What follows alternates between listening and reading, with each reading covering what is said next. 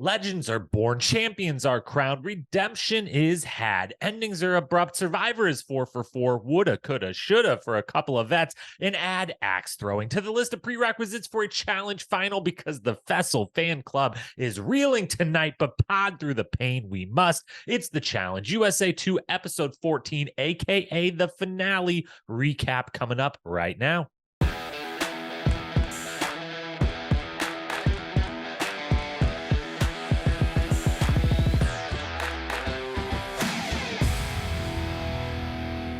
What up, my fellow challenge lovers? Welcome to the Challenge Historian, where we dive deep into all things MTV's or CBS's The Challenge, past, present, or future. If it's happening in the Challenge universe, we are here to document it. I am your host and dedicated Challenge historian, Jacob Hollabaugh. Thank you so very, very much for being here with me on this Friday morning. We decided, with the later episode time last night and soaking in the finale, wanting to see some of the reactions, wanting to get some of the stats, wanting to get the thoughts in line. We waited to pod until early the next morning. We've slept on it for 6-7 hours here. The finale's in the books. Desi and Chris, champions, have been crowned. USA 2 is complete. But we are here today just only to talk about that final episode, that final and those two winners, Desi and Chris. We will do the full season wrap up next week. Tonight is just episode 14, the final, and everything that went down. Thank you, as always, for being here. Other quick programming reminders before we jump into this final and these two new incredible champions. Obviously, as I just said, USA 2 full season recap awards, that will be coming sometime next week. No specific date in mind. Schedule's a little wonky and crazy next week, both on my actual personal work side and with Challenge and Survivor and reality TV in general. So it will be sometime next week. I do not know which day. We will try to space it out from our 39 coverage, our Survivor coverage, and everything else. But we will be back one more time to do one more pod after this one you're listening to about Challenge USA 2. And then we will, of course, be here next Wednesday night. Very exciting for episode 2, really, of Battle for a New Champion, season 39. If you did not watch first and foremost, the preview pod, if you didn't listen or watch that, go back, get ready for the season, go listen to that, put it up on Wednesday. And then also, because of that pod and because they at least thankfully had all the cast members announce it on their Instagram like 3 hours before it aired, which isn't much, but it was something.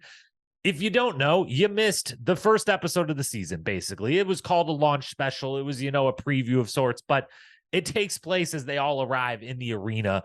And, it's a very fun episode and it was a good time and it's kind of necessary to watch and see and worth watching and seeing. So if you didn't get to catch that, go, if you DVR these things like I do on a YouTube TV, I don't know if it's up on mtv.com to be able to watch the replay. I don't know. I'm guessing they'll show it again next week, maybe right before the first episode. So find a way to go watch that and then come back next Wednesday as the premiere, quote unquote, episode hits. We will do, of course, recaps every Wednesday night immediately following the episode. And then finally, we've got Survivor coverage. Planning on recording tomorrow night with Tony. That's Friday or Friday night tonight with Tony. So look for that pod tomorrow if we're able to make that recording happen. Survivor 45 in full swing. And so far, so good with that season. So that's what we've got coming up in the future. As for what's coming up tonight, we're going to hit the whole final just as a whole, talk about the final, everything we liked, didn't like. And then we're going to get into the specific stages and kind of specific individual performances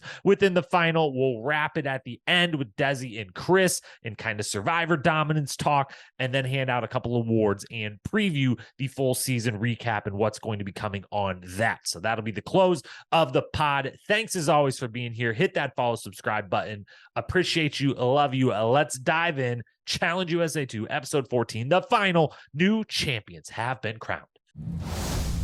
Before we get into any specifics of the final, any specific stages or any one individual's performance, let's talk about the final itself as a whole. I always love dissecting a final that they put out, and this one definitely had, they all have pressure on them to be good and fair and well organized and all the things, but this one, especially after USA 1's kind of debacle, if we use that word, which I think is a fair word to use.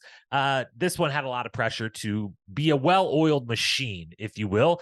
And it did it. It did it. Let's start with a couple positives about the final. One, I think we saw all of it, which if we did would be a first in a while, that's actually true, that everything they actually went through, we saw, a little bit of it, or at least acknowledge that it happened.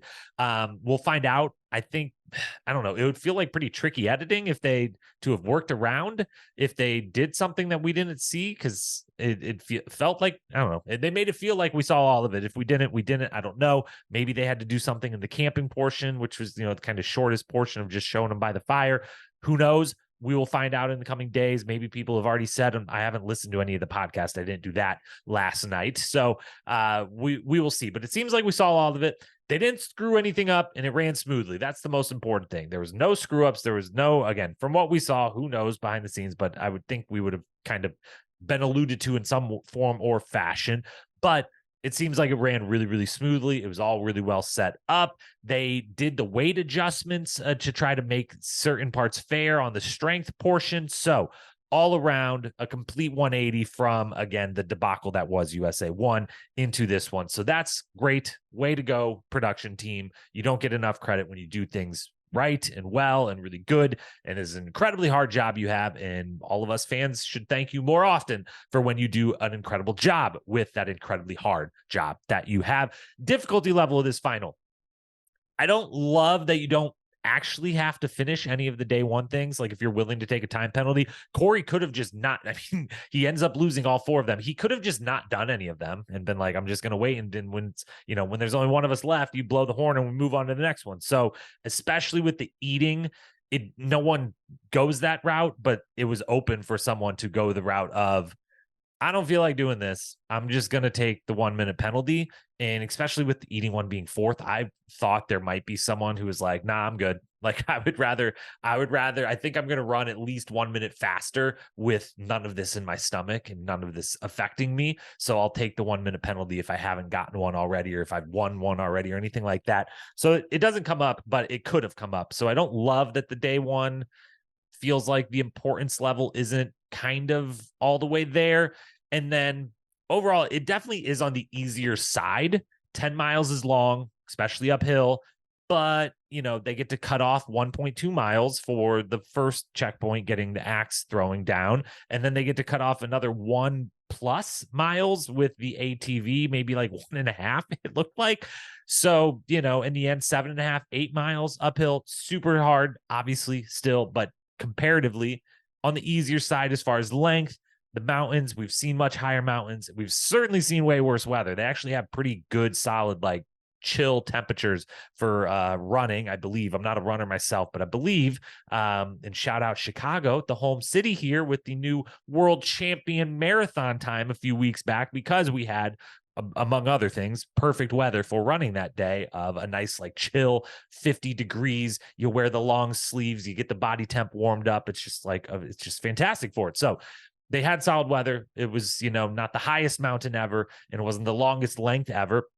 And guess what? I love it. This is the range of how hard I think it should be. I've said this on a few recent seasons where the finals have been more kind of in this realm. I think they're finding a nice, happy medium of this thing not being the craziest, wildest marathon in the desert style, that, and certainly the ride or dies 100-hour thing. Never, ever again, please and thank you.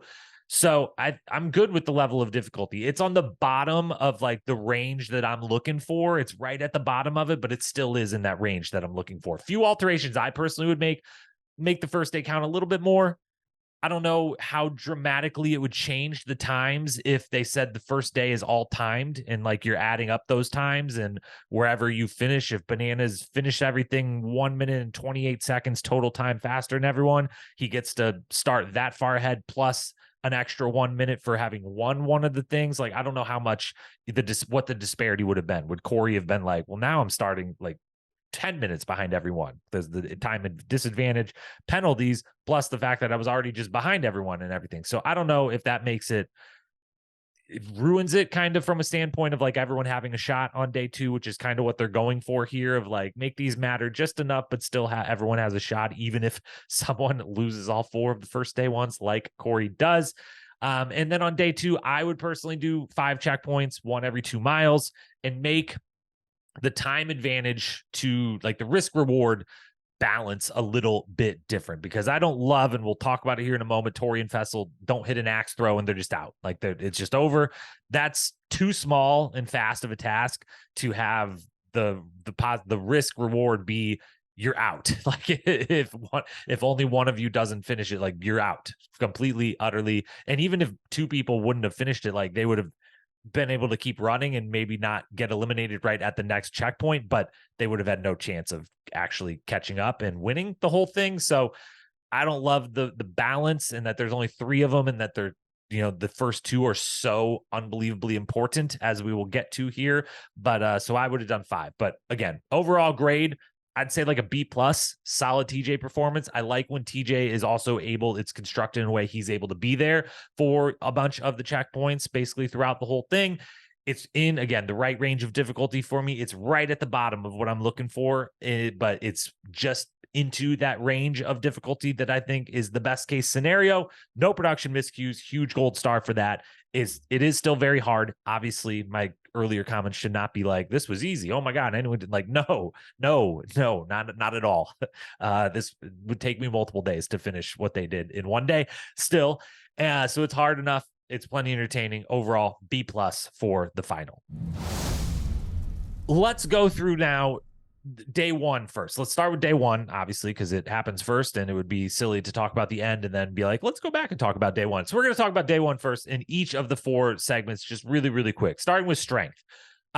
Cory, what are you doing, man? Don't double down on this. Cory is probably the one who shouldn't have doubled down on any of them. I personally, my strategy, if it was actually me, I wouldn't double down on any of them, because I don't think I can win first place in any of these versus the competitors that were there on the male side. But if any of them, I think Bananas is the only one who should have doubled down on anything. And I think he should have done it for the eating, because, he has the most experience for that. And I think could have confidently been, Chris would have been competition, that he would be unknown. But I think that's the only one I really see anyone should have doubled down on. Cory definitely shouldn't double down on this. I get the confidence, and it is going to be the thing you're best at of the 4, but it's a bad opening move. You got to look at the competition and be like, yes, it's also like what Fessy arguably is probably going to be the best at. We don't know with Chris. We don't know with Bananas, but like, yeah, it was a bad move. When Chris wins this first opening strength challenge easily, we should have known. You should know right then and there. I actually had in my notes, I think Chris wins, right? Like if he's going to win this, and it's like, well, I don't know, if Cory and Fessy can't beat him in like a pretty short, strength thing of just like get those boxes to the top of the hill, it was kind of over right then and there for me. I was like, okay, like him beating Bananas isn't like a big surprise in this. I'm not saying Bananas is out of this, but it became a 2-person race on the men's side for me really quickly. And it surprisingly became a 2-person race on the women's side almost right away too, because Tori getting last here, and not just getting last, she got last by like a lot. Like she had just got her 3rd box like over the line as Desi got her 4th, and Michaela and Chanelle were well out ahead of both of them. And so she still had a box of like, she got smoked on this, which was a big surprise. And that was also another one where it's like, okay, like you don't have to win this one, but like if you're going to get your ass kicked on like the one I would think you're really good at, then am I supposed to believe that there's going to be some, it's going to go a lot better from here on out? And, that's playing the results a little, because it doesn't, but I don't know. It was pretty shocking there. The Smarts Challenge, spelling bee in a final, that's a choice. That's definitely a choice. I'm conflicted about it. It only matters for a 1-minute advantage or disadvantage, so I'm ultimately good with it, and it's fun. I would have made the words a little harder or a little sillier. I don't know how, like I don't know. It's not all that entertaining. It wasn't all that silly. Like I know they clowned on Cory for some of his words, and the vengeance moment was kind of funny, but ultimately I don't think they got the entertainment value out of the spelling bee that they were maybe hoping for. I do think they got super lucky. How is no one tie? It's a best out of 5, and there's 4 people competing. Like, how is there not a tie for first or a tie for last? There's 4 different, we need 2 winners and 2 losers, and somehow they're actually on both sides is no ties. I was kind of blown away by that. Skills challenge. Could have been a better puzzle. Let's be honest. Could have been a better puzzle. I don't think it was that interesting of a puzzle. Or, I mean, again, this is playing the results, and because we saw two people find the easy and obvious solution, but it also seemed kind of easy because Fessy and Tori are just both like, well, there's a pretty clear cut way to do this, and they do it and they win very quickly. And I found it hilarious that I don't know the exact setup of who could see what, how easily you could see each other's board. And I know they obviously clear their board the moment they say check, but it's such an obvious pattern the way that they solve this puzzle that all it takes is one person glancing the moment they hear Fessy or Tori yell check, which when someone yells check in a puzzle, like you glance, you're just like, oh shit, someone's like done. Like you glance, and it should only take a glance to see the stark pattern that they have created and be like, oh, okay, I can easily recreate that. And it only takes a 1 second glance to be like alternating black, white, alternating on the top and on the bottom, full, racks of 3 and 3 on top of each other. Like it's very easy I don't know. So I was just confused that no one else was able to copy it, and they all went about it the hard way, but they still found a way to finish. And then we have the steel stomach, one of the first ever eating challenges that I am 100% confident I could have done no problems, which is wild. I don't know that I ever thought I would say that about an eating challenge and a challenge finale, but that's how I feel about it. The amount was pretty small. Nothing about it was all that disgusting. Like, honestly, I know it tastes like garbage and it definitely probably smells horrendous. Little unknown fact, I don't know if I've ever shared about me. I think I probably have in talking about food challenges before, but I don't have a sense of smell.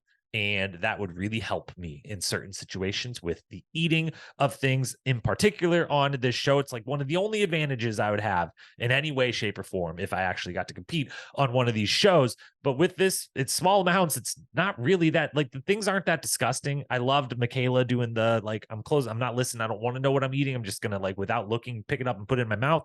That would be a good strategy. Sometimes it ends up not being a great strategy this time because I just don't feel that weird about eating any of the things that they have to eat here. Bananas is the only smart one. We also add in, it's a little easier because they get to pick 3 out of the 4. They could skip one, and Bananas is smart, skips the cracker. It seems like no one else did that, which he is 100% right. That, like, it sounds the least disgusting, but it's a big dry cracker thing, and it's really hard to eat dry things fast. He is smart, nails that. Fessy can eat. Got to shout out my guy. Can we put that narrative to bed? Yes, he quit because he was distraught that his partner was injured and thought they had no chance. I still disagree with him quitting back on double agents. You can get to the next checkpoint. You never know what could happen, especially because they ended up switching partners. But he can eat stuff. This is the second or third time now we've seen, like, it's not like they put food in front of him. He's like, I'm out. Okay, I guess it's over. So, not the best eater in the world, but it's at least some respect for my guy. Tori's strategy is the best one and is one of the best moments of the whole episode. This works anytime someone can summon the conviction to do it. But if you can convince yourself to just go into some crazy zone and act like this is great and wonderful and you're enjoying it, it fucks with the other people so bad. And it is so annoying for them in this moment where, like, this is the moment everyone dreads about a final. As much as running up mountains sucks and carrying stuff sucks, the eating is the moment everyone dreads. And if one psycho can act like they are enjoying it, it definitely is a big mind trick and I think is advantageous. And she executed it very well. And then we get to the camping. I'm blown away they didn't have to do anything but start a fire. It was kind of interesting, like, oh, the Survivor folks, hey, we need your skill set real quick, because it looked like, I don't know what they used to start that fire, but it didn't look like they had, like, matches or whatever. I don't know. Maybe they probably did. Who knows? But it was kind of a fun moment to, like, ooh, Survivor folks starting a fire for everyone over the overnight for the final. And I don't know. Starting a fire and sleeping in tents isn't the most intense overnight portion of the final that we've ever seen, certainly, but it still sucks. Before running 10 miles up a mountain, I'd like to sleep in a bed. So it's still the correct choice in my mind. I don't think we need overnight segments of finals. It's not that fun for the viewer almost ever. And it usually is part of where some of the production errors come in. And just generally, I don't think it needs to be part of the suffering, the, like, now stand up all night portion. It's kind of the part that adds the little bit of, like, physical danger as far as people actually collapsing during these things. So I'm good with the camping. And that's day 1. Then we get to day 2, and we'll basically talk about each individual person here to talk about day 2 as they get out, starting with Tori and Faysal. They lose because they can't throw an axe. And that's a bummer. That's a bummer. It's really, obviously, it's a bummer for me. Faysal Fan Club, of course. I was devastated during this portion, but it's also, it's just, you got to be able to remove your personal feelings about these cast members aside, because it is also like, it's Tori and Faysal. So a large part of the fandom is like, hell yeah, rejoicing. It's so great that these two are the two that, get eliminated first.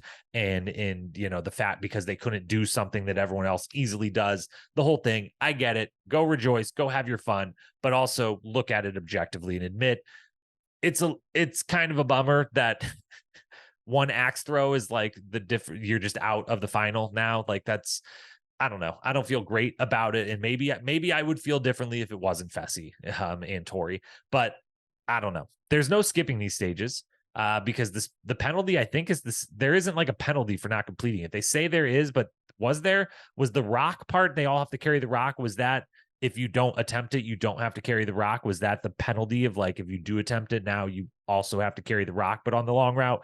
I'm not positive. I should have rewound and got that down for sure, but there's no skipping this. It's super quick. And if you get it, you get this huge advantage. And so everyone's got to try it. And Faysal just gets unlucky, period. He throws it with like half decent form, same as the rest of them. None of them are pros at this, but does the proper two-hand overhead form. He hits the board 3 or 4 of the throws and just it doesn't hit, doesn't stick. And I'm devastated. I was distraught when this happened. It was horrible, horrible, horrible.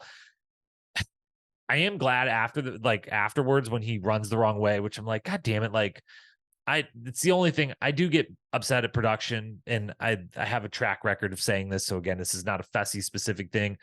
If someone goes the wrong way, let them run like 100 yards and then call out to them and tell them they've gone the wrong way. I've hated in the past where finals have been affected by someone like missing a sign and going the wrong way and no one tells them anything. I know it's their fault, but come on, I don't know. Just let them run a little bit, just far enough to like impact them, take up 30, 40, 50 seconds, whatever, and then yell and be like, yo, you're going the wrong way. Come back here. Kind of slow them up a little extra. I don't have it be a penalty, but don't have it be the end all. So I actually really was happy when it ultimately doesn't matter, but I was appreciated that when he gets to the second checkpoint, TJ's like, you went the wrong way. You still owe us 1 more mile of running. So run a half mile back. Someone will tell you when you've gone far enough and then come back up. I appreciated that that's how they resolved that and not run all the way back and then do the long route. And like, you just cost yourself an extra 2 miles of running. So glad they went that. It ultimately doesn't matter. Tori,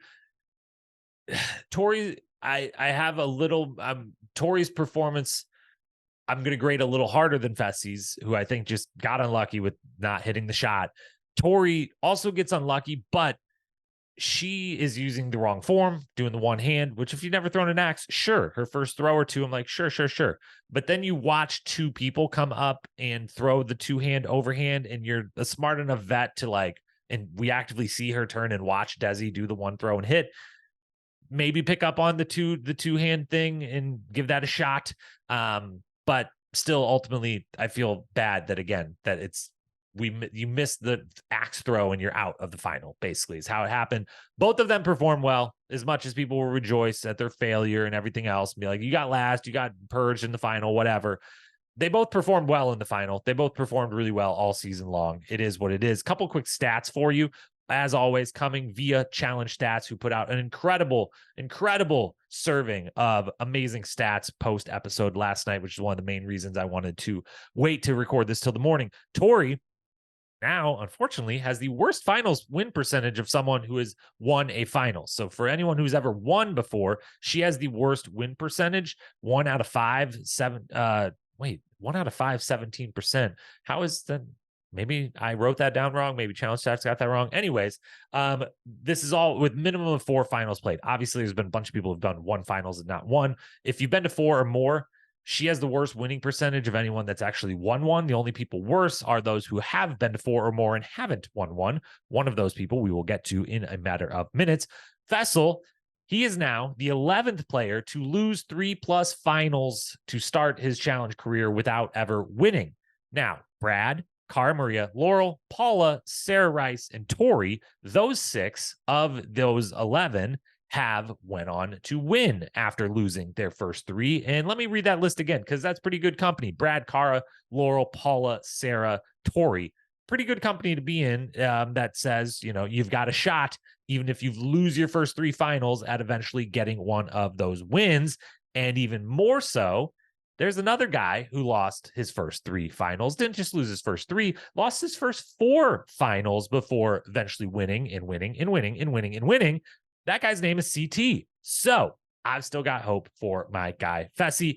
Also fascinating and worth pointing out, to defend my guy one final time here, is for all the haters out there, I ask you, do you feel the same about Fessy and his abilities in the world of the challenge as you do about Cam? Because I was blown away when Challenge Stats, again, all of this is coming from Challenge Stats, wonderful account, Instagram, Twitter, go follow.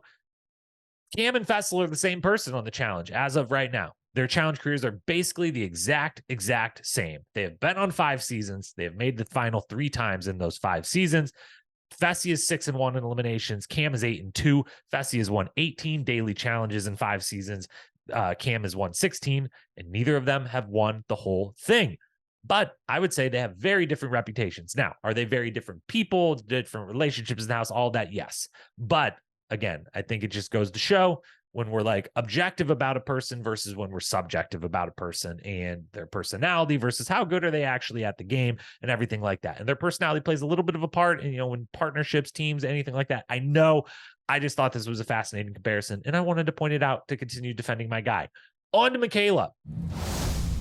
Michaela goes out medical DQ after skipping the rocks portion, and then the next leg of it just, wearing down on her too much. Having to wait, I will say this, having to wait in the final has to feel absolutely horrible. It feels like you're doing everything wrong. One of the hardest things to do in a final would be to like sit at a checkpoint and be like, you have to wait your turn to do the checkpoint. It's brutal. It sucks, but you've got to do it. There's ATVs right there. You've got to understand that, like, again, this is a make or break checkpoint. They've made these checkpoints do or die. If you don't do them and don't complete them successfully, you will not win the season. So take a rest, take a beat, as hard as it might be, and study how Desi does it is the other thing that is nice. You get to watch her and maybe count the rocks, everything, like, and basically recreate it. So you've got to do it. It's tough, but she skips it. She keeps running, and she ends up, we assume medical DQ. I'm guessing she didn't actually finish. We don't actually know that, but they kind of imply that. And so, medical DQ, tough end, but incredible season. Absolute star for the challenge franchise. Bummed she isn't on 39. Now that we know that she didn't win, think she would have been an amazing member of 39. Would have been, that cast after the premiere. I'm loving it even more than I loved it going in. It would have been amazing to see her there, but I hope we see her as soon as possible. Dominant season. We will obviously talk a lot about Michaela on the season wrap up. Bananas goes down as well. The rock puzzle cost him. I'm not sure he could have caught Chris anyways. I think at that point Chris had won, and it would have been Chris having to get the rocks wrong to not win, but we'll never totally know that for sure. And it would have definitely been a lot more compelling if that final run and final block puzzle, if Bananas would have been trying to chase him down, because he wasn't very far behind him. He definitely would have, at least, even if they just stayed the same speed and Chris won by the gap that he had going into the rocks, like Bananas we would have got the cam and been like, I see him, the confessional, like, I see him right up there. I'm trying. I think I'm making up a little time. We would have got that. It would have been a little more compelling, but I think Chris still wins for sure. But yeah, the GOAT goes down. He also, again, thanks to challenge stats, loses his best finals winning percentage by those who have done 4 or more. So again, 4 or more finals, which is a decently long list of people who have done that. He previously had the best winning percentage ever at 7-3. 70%. Now he's 7-4. He falls just behind percentage-wise Darrell and Jordan, who are both 4-2 in finals. Then we've got Chanelle. It's horrible that they don't show her finish and give her like a final confessional. I get that, the winners cross the line and obviously cross the finish line before everyone that doesn't win. And you do the kind of montage of them, you focus on them, and then it's kind of right into the credits. But they do give a quick Cory, a quick Bananas, and then they don't really give Chanelle the same the same treatment there of like they show her cross it coming to the finish line literally as the credits are on the screen with like 3 seconds left, and we don't get like a final confessional or anything from her. So that's kind of a bummer. She had a great showing. I think she more than proved herself, proved her spot in the franchise, would be down to have her back again. And she had a shot there. Like she really, really did have a shot. But obviously Desi just got her. Desi was the winner. We'll get to her in a moment. The final then runner up is Cory, losing all 4 on day 1. That's something else, man. Come on. That's just shooting yourself in the foot. I think he could have won. I think if he and Chris start at the same time, I think Cory can win, or maybe even would have won. Like I really do. And making it worse is this was the final he was supposed to win, could win, should win. If he was ever going to win one, like it was this one, because the thing that holds him back, as we saw on day 1, is sometimes decision making, but in puzzles in general. And the fact that on day 2, all 3 puzzles were kind of the variety. They weren't really even puzzles. They were the variety he could do and did do very well and effectively. And so you give a final where like the part that matters, you can do all of it and you're going to do all of it really well. Man, it's the one, the area he normally wouldn't hold up. He held up and then some, did really well, nailed them all.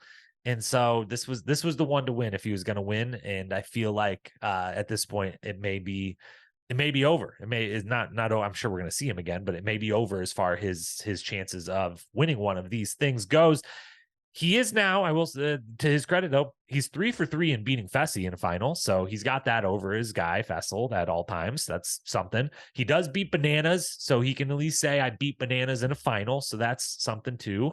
And then though, he also now ties challenge favorite Leroy for a record you don't want to have, but he is now tied for it. He's 0-5 in finals, and that is tied for Leroy for the most finals losses, except unlike Leroy's got 1 runner-up of those 5. Cory has 3. This is the 3rd time he got 2nd place, man. That is, I feel for him. I love him. He's the best. But I think this was the one opportunity, and he shot himself in the foot on day 1, and it's a bummer. Then we come to our winners in the end. The last checkpoint, they all get it correct. And so there isn't much to talk about with that. I do always like putting the full cast in order, though. It's a good gimmick. It's a good puzzle. Desi wins, Chris wins. Let's start with Desi. Dominates the whole way. Confident, easy the whole way. And pure redemption. Unbelievable redemption. I was a little upset the couple times in previous episodes where they had her in confessional be like, I've made a final this time, I want to win. And it's like, whoa. Don't leave out the context of having made but not won last time. Let's get the context in there. And they thankfully provide the context this time again and show the man who may not be named. Even though the Desi is won now, I'm still not saying your name. Not doing it. Not doing it, old man who doesn't want to swim. But yeah, what a redemption. Unbelievable. Coming back 1 year later and, having this be the result is incredible mental resolve. I haven't been this happy for a challenge, a winner in a very long time. I don't even know when the last time I was this elated and this just genuinely happy for the person that wins that I obviously don't know in any way, shape, or form.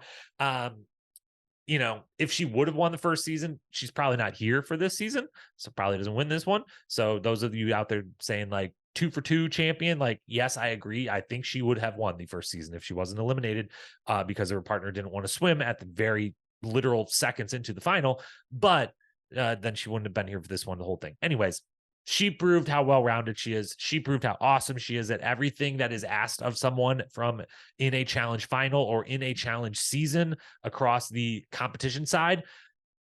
Had a great alliance the whole way through. So you got to give her that. Maybe, yes, the house was getting to her a little bit here and there. So like she isn't the perfect challenge player, but when it comes to the physical side, what you have to do in a daily, an elimination, or a final, she's well-rounded and great at all of it. So there's a reason that I picked her so confidently, and that I'm so confident that if she would have been given the chance, she would have won the final on USA 1. I was rooting for her. I picked her. I'm, again, beyond elated that she won. It's amazing. She's the best. I hope we get to see her defend her crown on USA or on a flagship or All-Stars or anywhere. But yeah, I hope we get to see her back. I would really love to see USA 3 incorporate all 4 of our USA champions so far, if they're willing to do it. I don't know if Danny is trying to come back again, but I would assume Sarah will. I would assume Desi will. I would assume Chris would. So let's get them all back in there. Let's get an all Survivor Challenge USA. How about that? Because Survivor, 2 for 2 here, 2 for 2 the first time around, 4 for 4 overall. We'll talk about that a little more either later or on next week's season wrap up. But let's now move to Chris. Unbelievable. Here it is. It happened. We said if it happened, it was all time. It was legendary.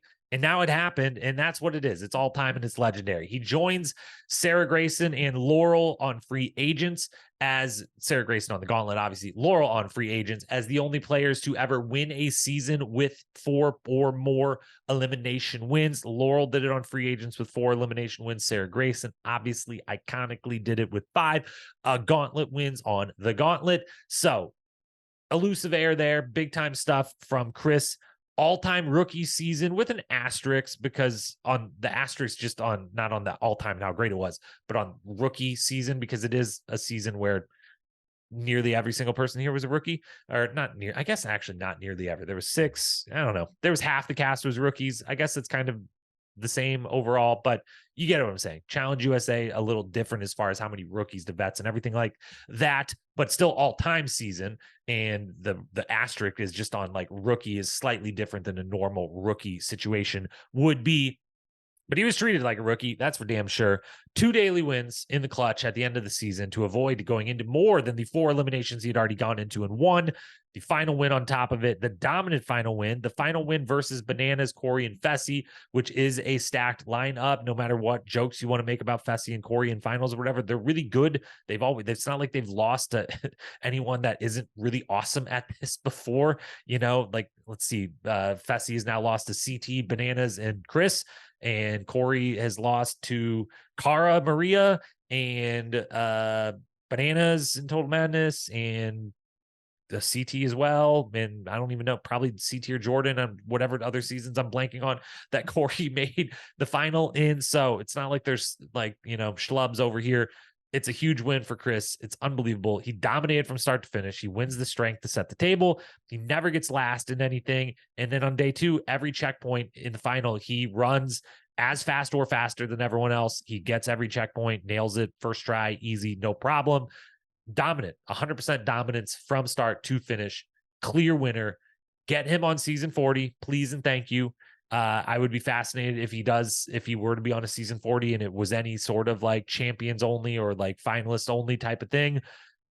He would have to have the same performance again, because if he's thrown in there with a bunch of vets, all of them immediately like, oh, this is the guy that smoked Bananas. Like, cool. You're going into elimination a bunch of times. Like, great. But he may end up doing it again and again and again. So get him on 40, get him back. Amazing. He's 31, so he's got some years and some seasons in him if he wants to. And yeah, there's, we'll have to talk about it more on this season wrap up, but there's not much more to say other than legend, absolute legend. Backs up his Survivor win. I mean, this man is now 1 Survivor 1 for 1 and 1 challenge 1 for 1. That's a resume few, if any, can compete with in reality competition show history. It is only 2 seasons, but it's the best 2-season run you could have across 2 different shows.